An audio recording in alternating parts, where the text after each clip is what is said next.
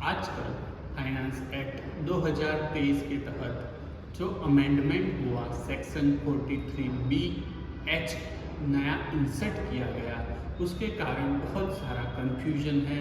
बहुत सारे क्वेश्चंस और क्वेरी अकाउंटेंट के, ऑडिटर के और एज अ बिजनेस पर्सन आपके दिमाग में आते होंगे। तो आज ऐसे ही कुछ इम्पोर्टेंट क्वेश्चंस का सॉल्यूशन आज हम इस वीडियो में देखने वाले हैं। एक FAQ सेशन है, शॉर्ट एंड स्वीट है, बहुत ही कंक्लूसिव एविडेंस के साथ आपके पास इंफॉर्मेशन पहुंचाई जाएगी। आपके दिमाग में आएगा कि section 43B of income tax act जो पेमेंट करने पर कुछ एक्सपेंस को आप एज अ डिडक्शन क्लेम कर सकते हो। खर्चे क्लेम करने के लिए आपको पेमेंट करना जरूरी है। कई लोग सप्लायर को पेमेंट नहीं करते थे, बिजनेस साइकिल पूरी तरह से डिस्ट्रॉय हो जा रही थी।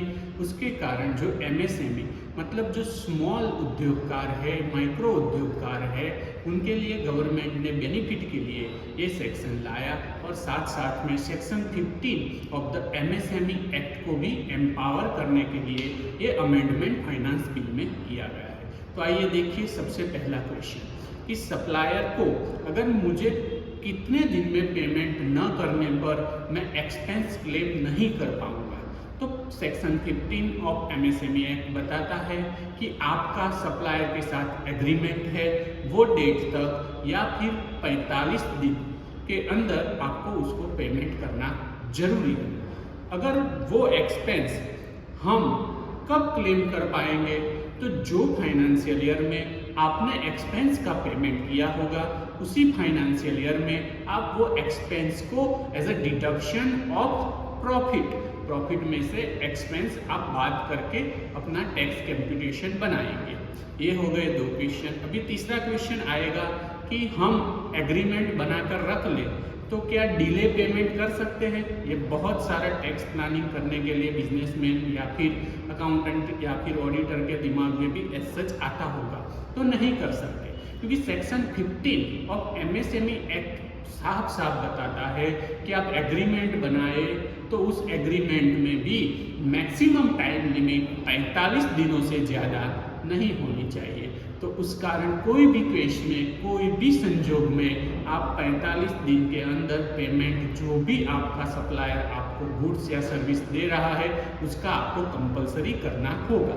आगे का क्वेश्चन है कि ये सेक्शन में जो 45 दिनों की पेमेंट टर्म्स बताई गई है वो अंडर डिस्प्यूट हो तो क्या करना। कई बार क्या होता है, एक प्रैक्टिकल एग्जांपल से समझते हैं कि मेरे सप्लायर ने GST इनवॉइस ऑनलाइन 2 महीने तक अपलोड ही नहीं किया।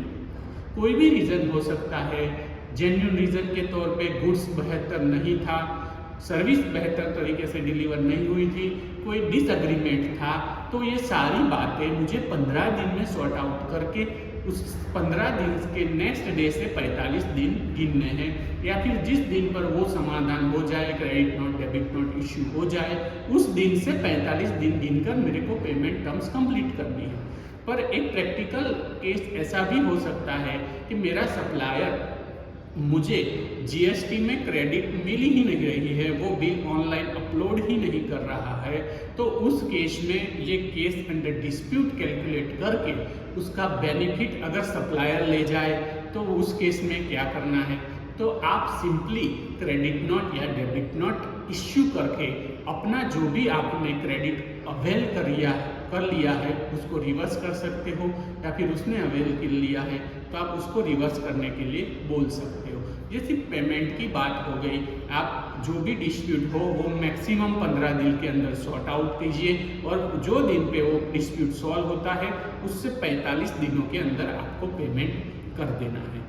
अगर कोई एग्रीमेंट ना हो तो जैसे हमने आगे ही बात की, तो 45 दिन मैक्सिमम टर्म आपकी हो जाएगी। अब सबसे इम्पोर्टेंट क्वेश्चन आएगा कि हमने जो खर्चा किया, जो परचेज एक्सपेंस गुड्स और सर्विस का हमने परचेज किया है उसके सामने हमने पेमेंट नहीं किया है। ये जो नया सेक्शन 43B एच जो इंसर्ट हुआ है उसकी एप्लीकेबिलिटी कब से होगी। फाइनेंस एक्ट 2023 के तहत 1/4/2024 से इसकी एप्लीकेबिलिटी स्टार्ट होने वाली है। तो अभी 1/4/2024 से आप सबको फाइनेंस बिल के तहत जो भी आपकी परचेज एक्सपेंस है उसका जो भी क्रेडिटर है उसका बाइफर्केशन करके 45 डेज की टर्म्स को चेक करने के बाद ही आप अपने इनकम टैक्स रिटर्न में या फिर ऑडिट रिपोर्ट में उस मुताबिक रिपोर्टिंग करना होगा। क्या हमारे को ऑडिट एप्लीकेबल नहीं है, हमारी फर्म छोटी है, 1 करोड़ या 5 करोड़ से हमारा टर्नओवर कम है, तो उस केस में भी ये सेक्शन एप्लीकेबल होगा? हाँ, बिल्कुल एप्लीकेबल होगा। सेक्शन 43B(H) में कहीं पर भी ये नहीं लिखा है कि आप ऑडिटेड फर्म है या नॉन ऑडिटेड फर्म है। आप सबको, मतलब सब कोई बिजनेसमैन को एप्लीकेबल होगा जो माइक्रो और स्मॉल सप्लायर के साथ डीलिंग कर रहा है। तो कितनी मिनिमम अमाउंट पर हमें एक्सपेंस डिसअलाउ होगा या फिर मैक्सिमम अमाउंट पर डिसअलाउ होगा, ऐसी कोई लिमिट नहीं है। इवन 10 रुपीज़ और 10 lakh rupees, everything matters with the cause. आपको कोई भी पेमेंट बाकी है, सिंगल पेनी भी आपका डिसअलाउ होगा। अब हम कैसे फाइंड आउट करें कि हमारा जो सप्लायर है वो स्मॉल या फिर माइक्रो में फॉल होता है? आप सिंपली सप्लायर से लेजर वेरिफिकेशन करते होंगे या फिर आप उससे एक कंफर्मेशन मंगवा सकते हैं कि आपका स्टेटस क्या है, या फिर आप उसका MSME सर्टिफिकेट ही मंगवा लीजिए। आप जैसे GST सर्टिफिकेट मंगवाते हो, साथ साथ में 31 मार्च खत्म होने के बाद या फिर शुरुआत में आप कंफर्म कर लीजिए कि उसका MSME स्टेटस क्या है।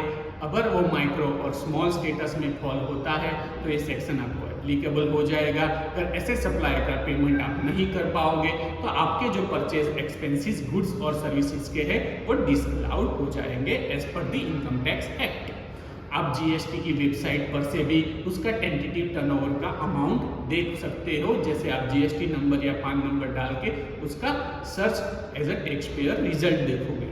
आगे देखिए कि कौन से केस में ये अप्लाई नहीं होगा।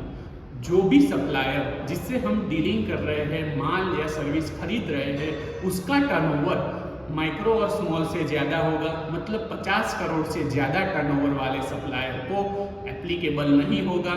ऐसे सप्लायर के साथ अगर मेरा डीलिंग है तो ये सेक्शन उस पर एप्लीकेबल नहीं होता है।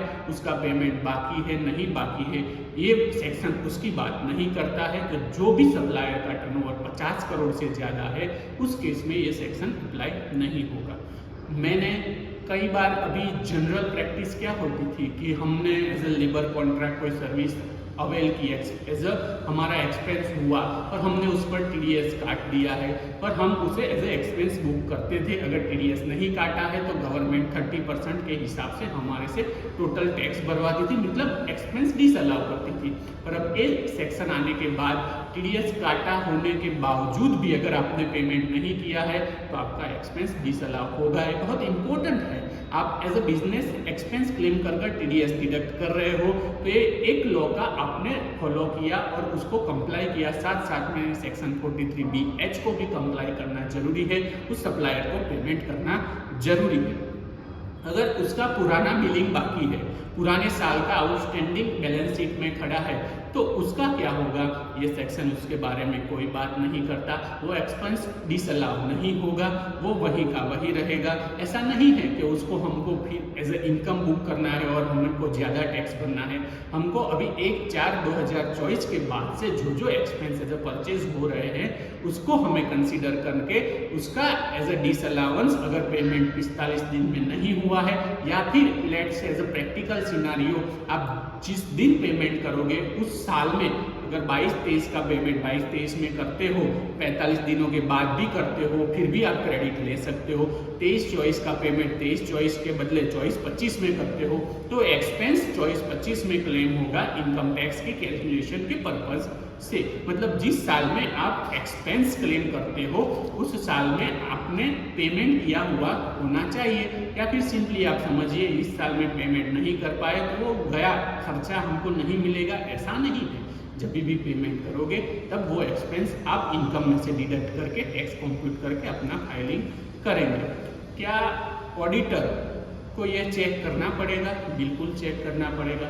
जैसे ऑडिटर 43B का अलग अलग और प्रोविज़न A to G या फिर H चेक करते थे, ऐसे ही अभी H प्रोविज़न भी उनको चेक करना पड़ेगा कि उनका जो भी ऑडिटी है उसने ये कंप्लाई किया है कि नहीं किया है। एक लॉन्ग टर्म एक्सरसाइज हो जाएगी और ये जरूर करना पड़ेगा, वरना असेसिंग ऑफिसर भी आपका इनकम टैक्स रिटर्न ऑडिटेड है या फिर नॉन ऑडिटेड है ये क्वेरी जरूर निकालेंगे और आपको एक्सपेंस के डिसअलाउंस के कारण टैक्स विद इंटरेस्ट भी भरना हो सकता है। 43B की इम्पैक्ट क्या होगी, ये बहुत ही इम्पोर्टेंट टॉपिक है। कई सारे बिजनेसमैन सोचते हैं गवर्नमेंट तो कोई भी रूल बना देती है, हम फॉलो करें या ना करें उससे क्या मतलब रहता है। नहीं, 43B की इम्पैक्ट सबसे पहले आपकी ITR पे आएगी कि आपका एक्सपेंस असेसिंग ऑफिसर रिटर्न की स्क्रूटिनी के टाइम पे ही डिसअलाउ करेगा, आपको इंटीमेशन भेजेगा, उसके रिगार्डिंग आपको आंसर करना होगा, सेटिस्फैक्टरी नहीं होगा तो आपकी tax liability with interest and penalty बढ़ सकती है। दूसरा, आपका जो भी क्रेडिटेबिलिटी आपने बैंकर में जमा किया हुआ है, आप सिंपली समझिए अभी कोविड के बाद सारे बिजनेसेस लोन पर चल रहे हैं, आपने वर्किंग कैपिटल या फिर ओवरड्राफ्ट और कैश क्रेडिट बैंक से ली हुई होगी, आप मंथली अपना स्टॉक स्टेटमेंट सबमिट करते होंगे, क्वार्टरली अपना स्टॉक स्टेटमेंट देते होंगे, उसमें आप क्रेडिटर की अमाउंट दिखाते होंगे।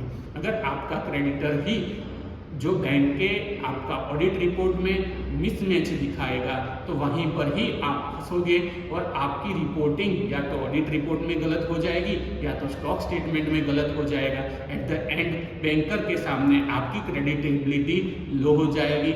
ओवरऑल कोई भी आपका ऑडिट रिपोर्ट या फिर रिटर्न देखेगा उसको आपकी बिजनेस साइकिल और बिजनेस प्रैक्टिस आसानी से पता चल जाएगी कि आप टाइमली क्रेडिटर को पेमेंट करते हो कि नहीं करते हो। तो thank you for watching this video. ये बहुत ही इंफॉर्मेटिव वीडियो था, आपने उसे देखा।